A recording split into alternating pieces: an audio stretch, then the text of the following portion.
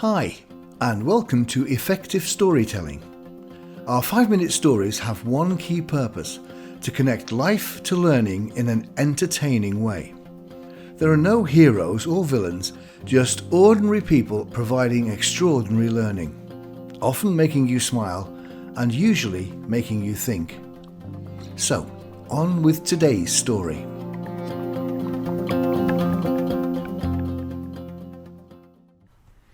The Hotel Video. I ran a leadership team building residential located at a country hotel. The event required each team member in turn to lead the rest of the group through a time-limited task. The task was different for each leader. I was a fly-on-the-wall observer for each task. One of the tasks required the team to make a promotional video for the hotel. The designated team leader, in allocating key tasks, chose for himself the role of video cameraman, and from that moment and that decision, the task fell apart. Firstly, the leader had to be trained in how to use the camera and TV monitor, which took him away from the group he was supposedly leading, leaving them with a vague instruction to work out a plan. When he returned to the group, he immediately asked if someone had a car with a rooftop, so he could video the picturesque approach to the hotel. When the chosen car also had a stereo, he was delighted. There would be a musical accompaniment to the shot. Off he went with his driver, again leaving the team to fend for itself. They had done as requested and produced an outline plan, but the leader had ignored it in the rush to get on with the video. The team was still deciding amongst themselves what they should be doing now, when the leader returned, dashed in with the video, and played it through the TV monitor. The visuals were lovely, but where was the musical soundtrack? The leader turned accusingly to the technician, asking if the equipment was faulty.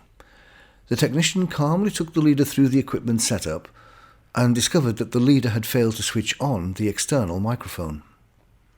Furious with his mistake, and now under severe time pressure, he grabbed the camera and dashed back with his driver to the car.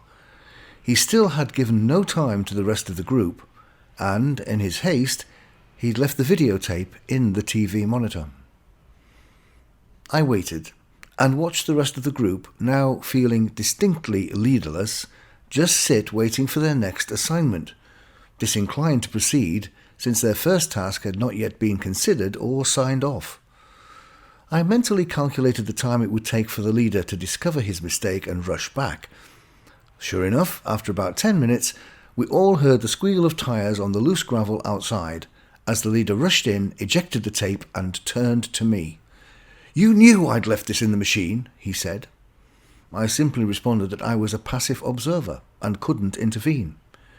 Furious, he grabbed the tape and, without a glance at the rest of the group, set off once more to make the driveway shot.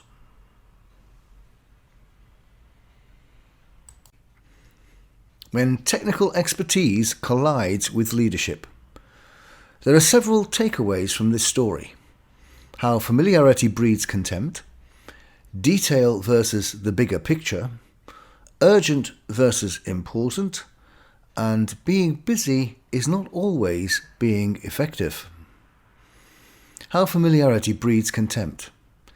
Anyone who is a technical expert or wants to be one might end up spending their time in that area rather than in the new management or leadership task they've been given. And in neglecting that role, they are also neglecting those who depend on that role, in this case the rest of the team. So being familiar with, or developing familiarity with, the technical, in this case the least, led to the leader treating his team, in effect, in contempt. Detail versus the bigger picture. As the team leader became immersed in the technical role, he completely lost sight of the bigger picture. The task of creating a hotel promotional video required far more than just filming the approach to the hotel.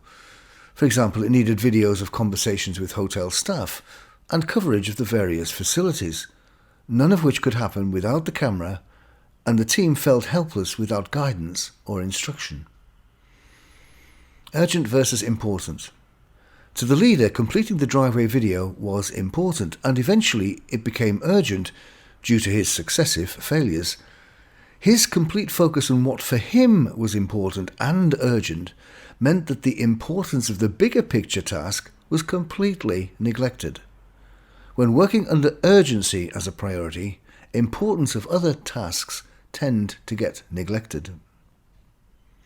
Being busy is not always being effective. The leader was certainly busy, so busy he had no time for or awareness of the bigger picture that was being neglected. So how many of us might spend the day being busy without being effective? Largely because by being busy in the moment, we fail to pay attention to or neglect other requirements which in the end determine how effective or not we have been. Remember, you can search lots of stories at effectivelearning.co.uk/storytelling. Browse over 50 themes to find the perfect one. You'll also find transcripts and downloads of every story. And of course, if you enjoyed listening, please share and remember to subscribe. And if you have a story you'd like to share, please email us at hello@effectivelearning.co.uk.